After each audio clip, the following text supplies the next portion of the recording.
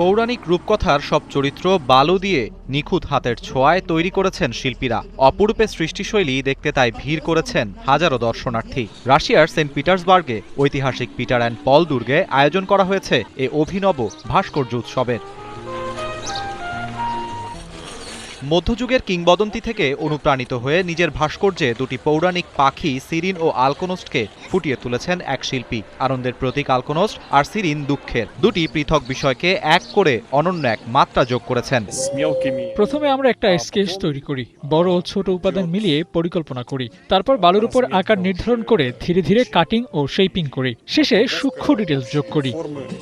শিল্পীদের এমন সূক্ষ্ম কাজ আর সৃজনশীলতায় মুগ্ধ দর্শনার্থীরাও। ভিড় জমিয়েছেন ঐতিহাসিক পিটার অ্যান্ড পল দুর্গে।